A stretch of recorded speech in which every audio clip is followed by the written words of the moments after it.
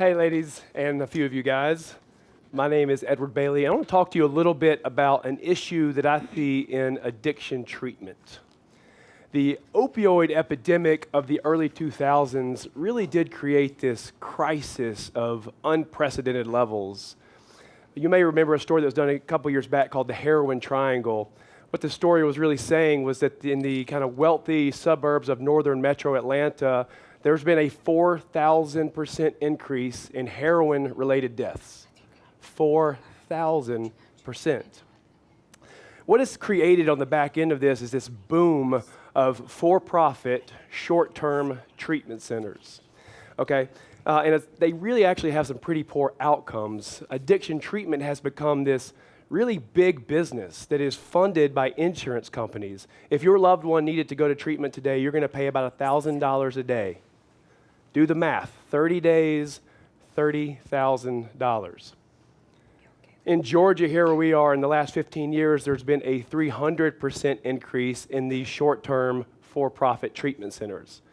And while in some ways the access and availability to treatment is encouraging to me, the thing that troubles me is the way that the industry is working. It's really the short-term care that is funded and fueled by insurance companies. And what that leaves us with is the insurance companies are making length of care decisions. In other words, if your loved one, your son, your daughter, your spouse needs to go to treatment, the insurance company will decide how long they're going to be treated. Research, though, is showing that long-term sobriety or long-term recovery is unequivocally dependent on adequate length of care. So long-term sobriety is dependent on how long an adequate length of treatment is happening. Now, the insurance companies are going to say that's going to be for about 14 to 21 days residentially. Okay, your loved one needs to go to treatment. He or she is a heroin addict, and your insurance company is going to say, yeah, we're going to put them in this residential center. They have great care. It's going to be for 14 to 21 days. Never mind, they've been in a downward spiral of their addiction for probably 10 years, if not more. You don't have to really be a treatment professional to kind of guess what the outcome of that is going to be. Treating addiction in a short-term way like this is kind of like trying to cure cancer with Neosporin. It's just not going to work. And that is exactly why we have 2/3 of people that are coming into treatment are people that have been to treatment before. 2/3 of the people coming into treatment have been to treatment before because they're leaving these programs because the insurance money is done paying for them. They're unprepared. They relapse. They come back into treatment 2, 3, 4, and 5 times. I spoke to a mother this week whose son was allowed 12 days of residential care. And it's creating this cycle of relapse and shame that is really tragic. It's exacerbating recovery. It is causing financial havoc on a family, and it's really hurting the families and destroying relationships. And here's the challenge with chemical dependency. Addiction, as we see it and know it, is a symptom. Just think about it for a second. Addiction is a symptom. It is just something that we see on the surface.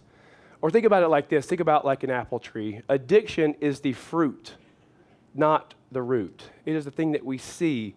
It is not the thing that's beneath the surface. So if you wanted to take down an apple tree, would you, in the short term, in a 2 to 3 week span, pick off all of those apples, all of that fruit, all of that behavior, and step back and expect, I don't see the behavior anymore, the tree's probably going to die? No, it's just going to reproduce that same fruit, that same behavior, that same symptom. And so if you want to take down that apple tree, you have to go beneath the surface and you have to cut it at the root. Commonly in the treatment world, we use something called cognitive behavioral therapy to initiate change. CBT, the big idea really behind it is that beliefs drive behaviors. Beliefs drive behaviors. The thing beneath us, our core belief, is going to drive the way that we act. And so if I believe that I'm a failure inside beneath the surface, I'm going to behave like a failure. And if I believe at the very core, in my core beliefs, that I am a loser and that I'm worthless, I will behave like a loser. But new beliefs take time to establish. Studies are showing that 1 full year of treatment, 1 year of sobriety is really going to double someone's chances of sustaining recovery. 1 year of sobriety will double their chances of sustaining recovery. Long-term treatment gives the addict the time that they need to go beneath the surface, to mine into what was driving their addiction in the first place, to unearth those core beliefs and to change those core beliefs, to have new beliefs and a new identity. They're going to lead to really healthy and productive fruit behaviors in a healthy and productive life. And so you look at this model and you go, why isn't everyone doing it this way? Apparently it works. The research says it works. I mean, we don't have to be that smart to know that it's going to work and what's not going to work.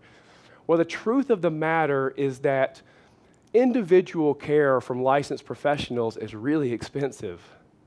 It is really expensive. These treatment centers, I don't mean to demonize them, they're trying their best, but it's really expensive. And so what that leaves us with is, if we want to do something that works with long-term recovery, we have to find an innovative way to fund it.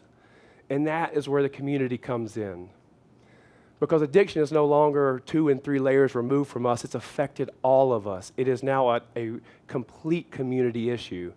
And so if the problem includes all of us, then the solution must include all of us too. So when all of us come together in our local governments and our businesses and our communities of faith and us as individuals, when we come together to do something about it and all become part of a solution, then I believe that we can really create lasting change. So I want to just leave you with one example of a life that was changed by one of these programs, this long-term solution like I'm talking about. I lead an organization called No Longer Bound. We had a 24-year-old young man come to us, and he was strung out on methamphetamines. It was really, really sad. Just all the potential in the world, but he was about to die. The guy he got high with the day before died shortly thereafter, and that was where his life was heading. His body was dying, his relationships were dying. And he was, before 25 years old, he was never going to realize any of that potential. He was never going to know what it was like to be a husband or realize his dream to be a father. And all of that stuff was going to end. He was never going to know what it's like to look down and see a little kid look up and say, "Daddy," and know how special that feels. But he found this place, and it changed his life. It set him on a path to sustain recovery. He met Jesus and found out who he really was. His relationships were reconciled, and he realized those dreams. He became that husband he wanted to be, and he became that father to these 2 really beautiful little girls. And you'll never believe what that man is doing today. Standing here talking to you.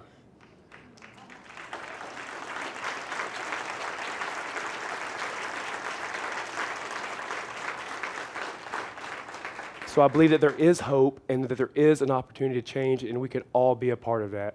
Thank you so much.